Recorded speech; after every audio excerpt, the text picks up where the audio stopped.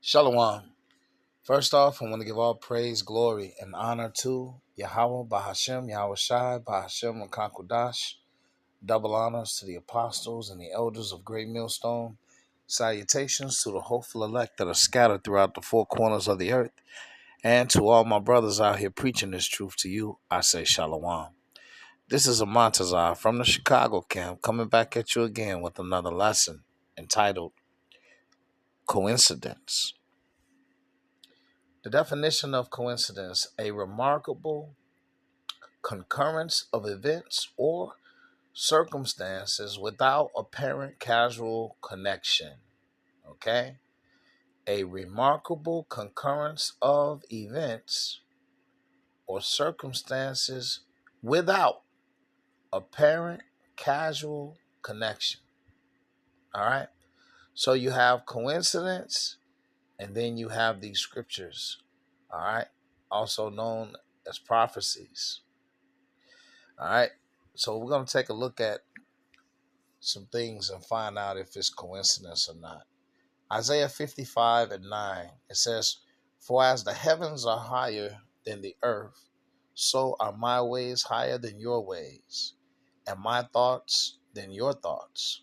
For as the rain cometh down, and the snow from heaven, and returneth not thither, but watereth the earth, and maketh to bring forth and bud, that it may give seed to the sower and bread to the eater. So shall my word be that goeth forth out of my mouth. It shall not return unto me void, but it shall accomplish the thing that which I please, and it shall prosper in the thing whereto I sent it." All right, so here in Isaiah 55:9, the Lord says his ways are higher than our ways, his thoughts are higher than ours. And he gives an example of the water and snow. There's a purpose for it coming down. Okay? There's a purpose, all right, for the snow and the water, all right, to water the earth. Because it what? It brings forth bud, okay, and fruit. So you can have seed for the sower and bread for the eater. Okay, so that's how it works. Okay, so the Lord said his word won't go out and come back to him void. All right, so it's going to have a purpose. All right, the snow and the water have a purpose. This is Isaiah 34:16. It says, "Seek ye out of the book of Yahweh and read. No one of these shall fail, none shall want her mate. For my mouth it hath commanded, and his spirit it hath gathered them." Now, when you go into Isaiah the 34th chapter, it's a whole lot of woe. Okay, prophecies of woe. When it says, "Seek ye out of the book of Yahweh and read, no one of these shall fail," it's talking about these prophecies. The Lord's prophecies are not going to fail. And there's no other book on earth like it. It says, "For my mouth it hath commanded, and his spirit it hath gathered them." All right. And the Lord is gathering up his elect. Okay. He's sealing his elect, and he's going to gather them. Habakkuk 2:2. "And Yahweh answered me and said, Write the vision and make it plain upon tables, that he may run that readeth it, for the vision is yet for an appointed time. But at the end it shall speak, and not lie. Though it tarry, wait for it, because it will surely come. It will not tarry." So all of these prophecies, all right, nothing's going to hold any of these prophecies back. All right. The Lord said it is going to happen. All right. And we're at the end. We're at the time of the end right now. Okay. We're at the end of Esau's kingdom. All right. And he's got a short time left. So you're going to start seeing his horns. All right. He has to switch over. Okay. He's trying to switch over to his new world order. All right. That's what you're seeing right now. You're seeing all these birth pains all over. Okay. With the weather. All right. The biggest thing right now is the EBT, or the so-called snap. The face of EBT happens to be Jake, but in reality, you're going to find out, if you haven't found out already, it's Esau Edom that's receiving all of the benefits. Okay, they're receiving way more of the benefits. All right, and would like you to believe that it's Jake. Okay, now they're not crashing out like dumbass Jake, but what are they out there doing? They're out there protesting. Okay, I did a video on my channel, bread, cheese. Check it out. Okay, the state of Idaho, all right, population is 2 million, and they're receiving 21.1% of government assistance. Okay, so there are 2 million residents, 21% of them are receiving government assistance. All right, and then 6% of that 2 million is on SNAP. And this is a 92% white state. So I thought it was representative of the entire United States, and found out that is incorrect. Other states get even more. So you can check that out. That's bread, cheese, part 1 and 2. All right. So back to this. Isaiah 19 and 1. All right. The title of this lesson is called Coincidence. Isaiah 19 and 1, it says, the burden of Egypt, behold, Yahweh rideth upon a swift cloud, and shall come into Egypt, and the idols of Egypt shall be moved at his presence, and the heart of Egypt shall melt in the midst of it. And I will set the Egyptians against the Egyptians, and they shall fight every one against his brother, and every one against his neighbor, city against city, and kingdom against kingdom. All right, so we already know Yahushua said that a house divided cannot stand. In that bread, part 2, you have an Edomite, D.L. Hughley. He pointed out on his podcast that there are way more so-called Edomites and white folks on government assistance, all right, than the world would have you believe. So he had a little video caption. It looked like this dude had Down syndrome or something. Anyway, he was blaming the Democrats as to why he ain't getting his snap. Okay, if you go on D.L. Hughley channel, he say, the Democrats is stopping me from getting my snap. All right. He had like a speech impediment. All right. So these foolish Edomites is actually, they're so divided, okay, with the so-called Democrats and Republic. This is Egyptians against Egyptians. Okay. All right. So you got Egyptian against Egyptian, as well as city against city and kingdom against kingdom. All right. And that's going to go into the race wars. And the spirit of Egypt shall fail in the midst thereof, and I will destroy the counsel thereof. And they shall seek to the idols and to the charmers, and to them that have familiar spirits, and to the wizards. Okay?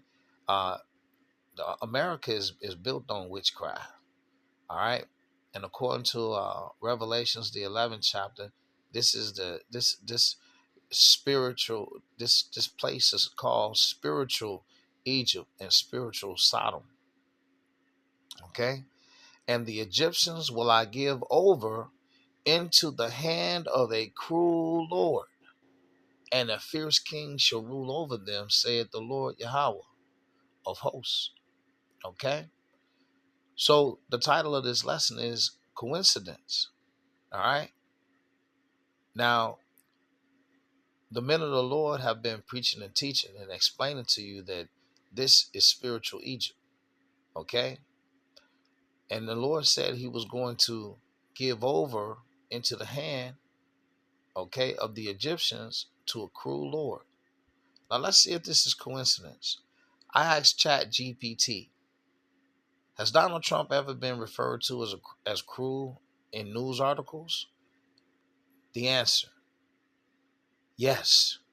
There are multiple instances in news articles and commentary where Donald Trump has been described as cruel. Here are a few examples. Bullet number 1. In a 2019 article, former House Speaker Nancy Pelosi said that Trump's remarks about the late Representative John Dingell at a rally was cruel. Bullet number 2. In recordings released by his family, his sister, via his niece's book, said this cruelty. Said he was cruel. Okay, so it's kind of broken. All right, but I got the news article. I got a thumbnail of it, so I'll show it to you. A Catholic bullet 3. A Catholic news editorial referred to the unprecedented cruelty of Trump era policy decisions. Bullet 4.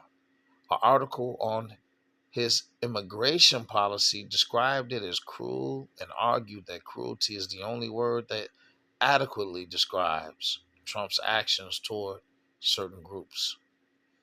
So yes, the characterization of him as quote unquote cruel appears in legitimate news and commentary sources. All right. So I wanted to go ahead and show you the thumbnails, okay, where all of these examples of him being called cruel. SBS News, okay. I don't have a date on this one. It says Donald Trump called cruel and liar by sister in secret recordings obtained by major U.S. newspaper. It says the Washington Post has obtained and published a secret recording of Donald Trump's sister slamming the U.S. president's character. PBS News, okay, in an article dated December 19, 2019, Trump's quip about late lawmaker at rally was cruelty, Pelosi said. Okay, that was one of the bullets. All right. AP News, Kamala Harris says Trump is cruel as she spotlights abortion restrictions in Georgia during early voting. All right. That was a news article from the AP dated October 19, 2024. All right. News.com at AU. Cruel and petty. Trump move to remove word stuns baffles. The Trump administration has been accused of trying to erase an entire group of people from history. All right, this is February 16th, 2025, and that's by news.com. The Jewish Journal, okay, I said the JS Journal. Trump is heartless and cruel, okay. It says President Donald Trump in Washington, D.C. on September 5th, photo, all right, by Joshua Routers, okay. Let me see, no date on this. Yeah, September 8th, 2017. Now let's see what it says. A narcissist is a person concerned only about himself. He sees the world through a lens reflecting just his image. Everything is a function of his ego. He is hypersensitive to slights. He bristles at criticism. If it serves his interests, he attacks, maligns, humiliates, and obliterates those he perceives as a threat. When a narcissist is president of the United States, his actions, words, and policies can be cruel, and cruelty is the only word that adequately describes Trump's actions, okay, against 800,000 children of undocumented parents who have committed no crime. All right. So, in closing, Isaiah 19 and 14, it says, Yahweh, the Lord Yahweh, have mingled a perverse spirit in the midst thereof, and they have caused Egypt to err in every work, as a drunken man staggereth in his vomit. Neither shall there be any work for Egypt, which the head or tail, brush or rush may do. All right. So, is it a coincidence, okay, that these jobs are drying up? Okay. Uh, in Isaiah the 19th chapter says there won't be any work for Egypt. Is it a coincidence? Is it a coincidence that Trump has been called cruel and you've just seen the proof of multiple articles over the years? Okay. Is it a coincidence that all these things are happening just like the scripture says? Okay. So would that be coincidence or would that be prophecy? That would be the question. I pray that this lesson has been edifying. Until the next one, shalom.